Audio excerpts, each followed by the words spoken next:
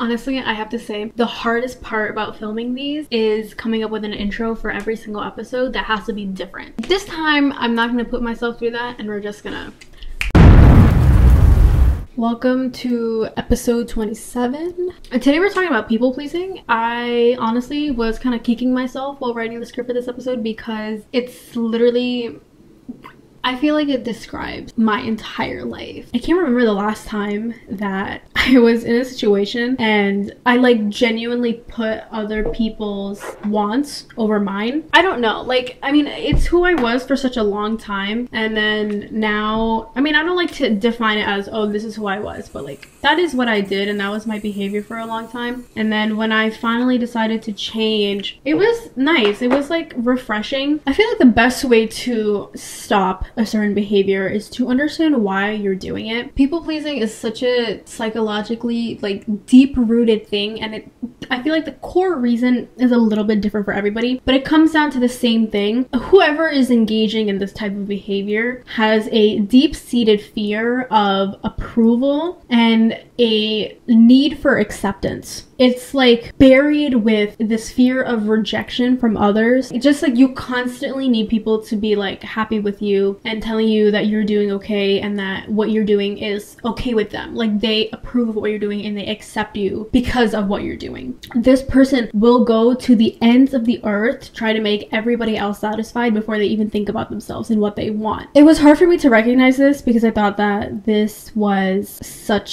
like the only way to do things, and we'll get into that part later. When I recognized this, I realized that there were reasons as to why I was doing this, which were like not good. They were a little bit messed up, but generally, if this is you, you need to recognize that there is some part in the environment that you're growing up in or grew up in. It doesn't have to be like constantly happening now, but the love that was given to you was conditional. The acceptance that people will give you was conditional. It was always based on something that you did. That's when you would receive love. Like you always had to do something in order to receive love and acceptance. That's not how love works, especially from parental figures, other family members, friends. When you love somebody, you are 100% accepting of who they are. That is with their flaws, that is with their strengths, their weaknesses, their vices, everything. Conditional love is toxic. If you love someone because they're doing certain things for you, that's not love, and you are not a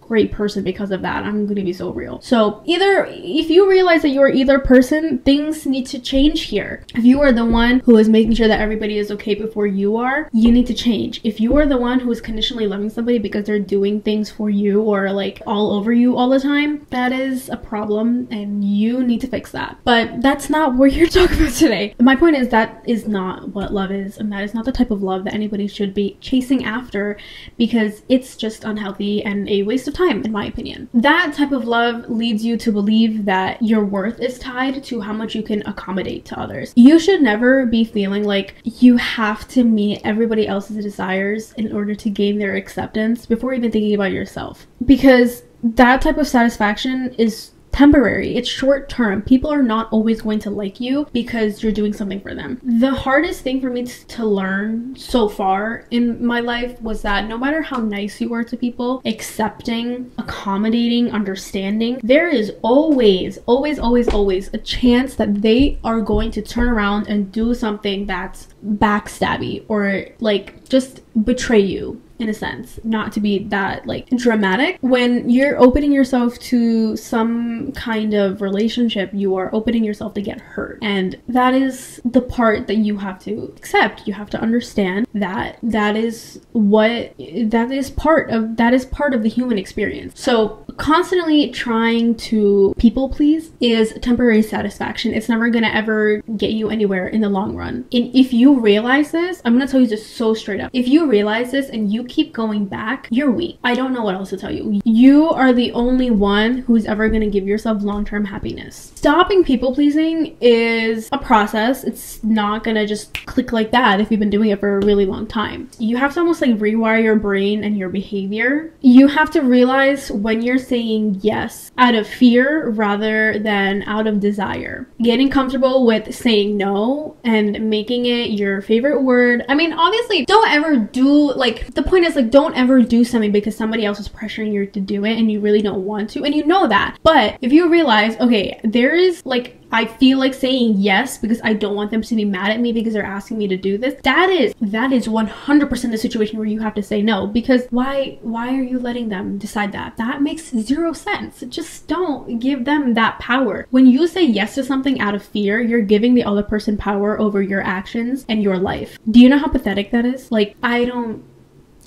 Anyway, I'm gonna leave it at that. Obviously, when I say make no your favorite word, I don't mean say no to everything because then you feel like you have power. That's not no. That's is not what I mean. It really doesn't mean like, oh, you miss out on important events that you do need to say yes to, but it just means like, you say no when these commitments interfere with your priorities at the time. Stopping this pattern of behavior does not mean you're becoming selfish. And you have to find a balance between kindness and like self-respect. Saying yes for everything is not self-respect and it's not kindness. It's weakness because you are afraid to make other people mad. You're afraid that you're going to create problems. That should be the least of your worries, because at that point in that moment, the only thing you should be thinking about is, okay, what do I need right now and what do I want to do right now? That is the only way you are ever going to get what you like genuinely want. Saying no comes with the ability to draw boundaries. Boundaries protect your time, energy, and resources to a certain point, I would say, from being drained by other people. When you don't prioritize or you don't draw boundaries, you are going to be overwhelmed. You will probably end up being overstimulated in some situations, resentful of yourself and probably other people, and completely burnt out, because you running around trying to appease other people is going to suck the energy out of you. And I'm telling you this because I've been there before. I have been the person that has tried to make everybody else happy before myself, and at the end of the day, I have nothing to show for myself. I have no real commitment or any type of happiness for myself, like self-respect, dignity at the end of the day, because I realize inside, maybe subconsciously, that I can't do anything for myself. Healthy affection is the acceptance of everything, including boundaries. When you create boundaries, you have to communicate, obviously, to the other person what those boundaries are. You can't expect the other person to just automatically know where you draw the line. You don't have to explain why you have those boundaries, but you have to explain that they're there, because it's your life. It's not really the other person's business. I get that. It's really not that big of a deal, but when you're in a relationship, whether it's romantic or like platonic or even like having to do with family, when the boundaries are mutually understood, it creates a path for healthy acceptance, healthy understanding between the two parties who are in this relationship. When you learn how to do this well, boundaries will give you the space to focus on what you want and the goals that you want to achieve. It's going to be uncomfortable in the beginning because not everybody's going to be understanding, but at that point you will understand who is going to be there for you and support you through when you have to go through emotionally rough situations. People who cannot understand your boundaries will not ever understand you when you're at your lowest, and those people don't deserve to be with you at your highest. The correlation between people pleasing and your inner peace is one of the things that I've observed in myself the most. People pleasing and inner peace are like polar opposite concepts. People pleasing is driven by an external validation, but inner peace comes from inside. If you're constantly trying to please other people, you are sacrificing the acceptance that you could be giving yourself in that moment. The dissonance between your true self and your outside self will create so much stress in your head because you cannot link the two together. It cannot happen if you refuse to change your behavior. You have to realize that at the end of the day, people pleasing is just not healthy, and it will never be healthy, and you can never make it healthy. It's going going to leave you empty and completely disconnected from reality and from your life. When you finally accept yourself, you will automatically refuse to fall victim to other people's standards because you already know what you want for yourself, and that is going to be the only thing that you care about at the end of the day. So anything that anybody else has to say will not matter, and you will just automatically not care about pleasing them and what they want. You have to shift your focus from pleasing others and recognizing your true self, and that means it will disappoint others because their version of you that they want to believe and the version that you actually are, like, you know, reality, it's different, and some people just will not realize that and they won't accept it. They don't have the emotional maturity to accept that, and so you